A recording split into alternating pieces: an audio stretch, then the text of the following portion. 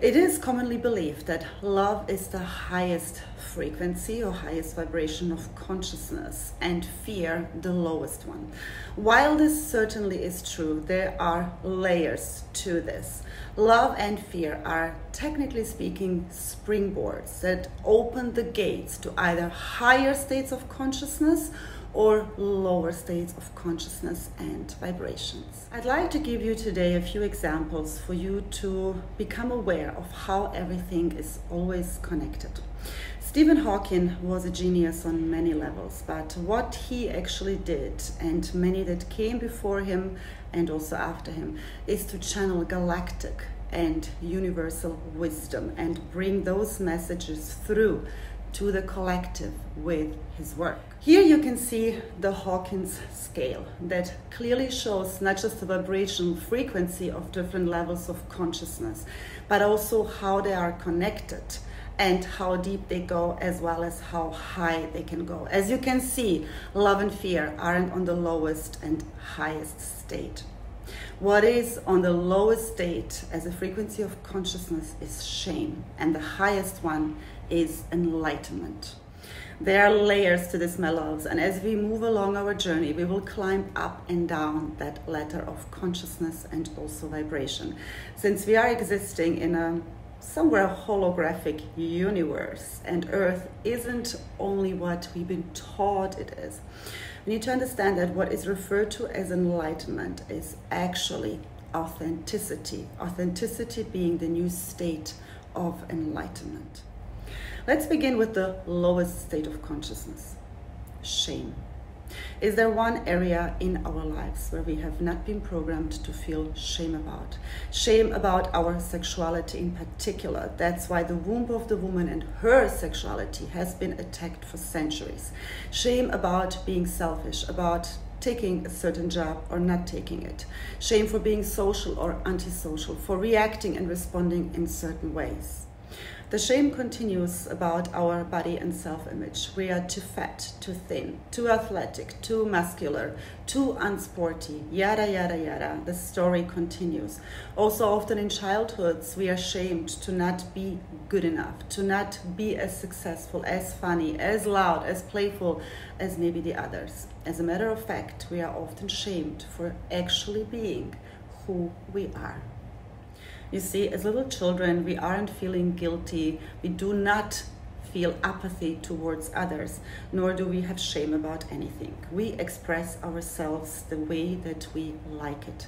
It is only that through social conditioning and programming, we start to think that the way we are isn't good enough and that something is wrong with us. To see how deep this feeling of shame can go within ourselves, I'd like to invite you today to ask within yourself, what part of yourself are you most ashamed to show others and why? And allow the answer to come through your body wisdom. It may come through a feeling, through an image, through a word, or simply through knowing.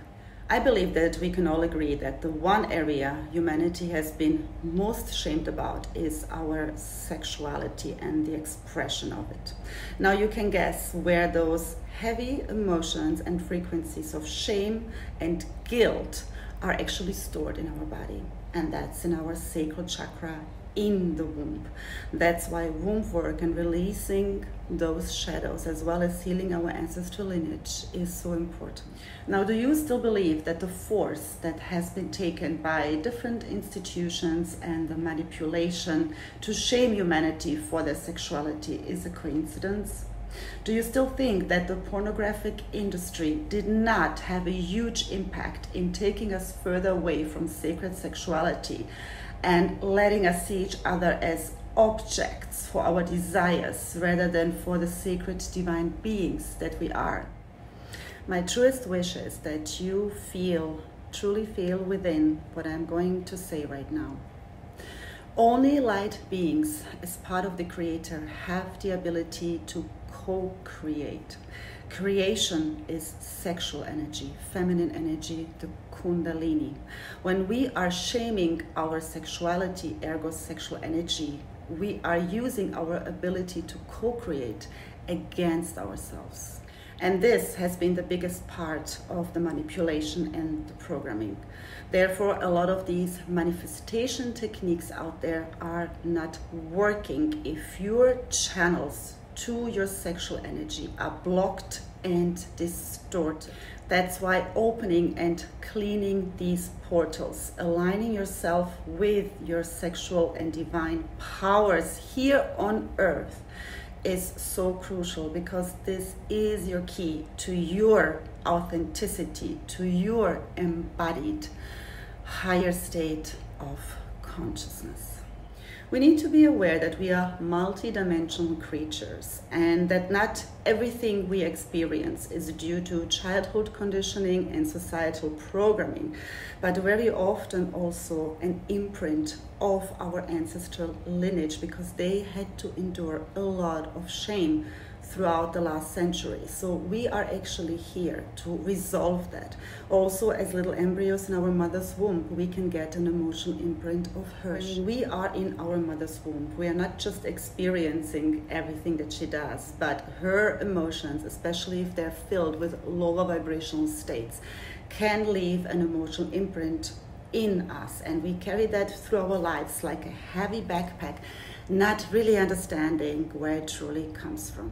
Those imprinted timelines within the collective is what we refer to as the unconscious fear and shame of the unconscious collective.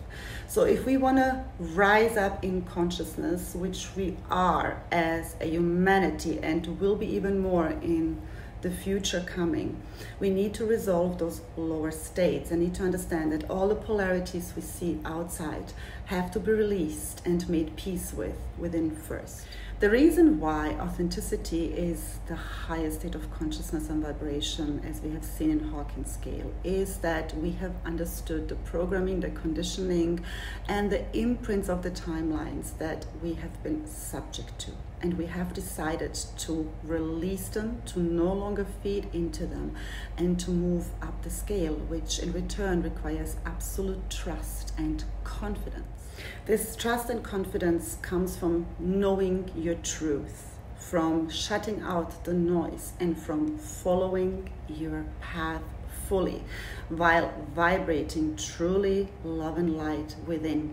And through holding your own light codes, you invite everyone else to step up into theirs too. Now the choice is ours, but the changes are coming, and they have been for a long time. To vibrate from your highest state of consciousness, to be really embodied in your authentic and sovereign power, you need to understand that you're a multi-dimensional creature and that you have a morphic and energetic field. Now you need to really be clear with what you want to see and call into your energy field, and what no longer has a place there. And you got to do that with absolute conviction and courage, regardless of what is going on in the world. Welcome to the great shift in the human collective, the new earth, the sixth sun, the age of Aquarius, the divine feminine, and the Hopi prophecy. It is up to you to decide whether you want to stay in the old or really move into the new. Either way, both are perfect, because each and every one of our souls came here for their own process of evolution. Sending you so much love.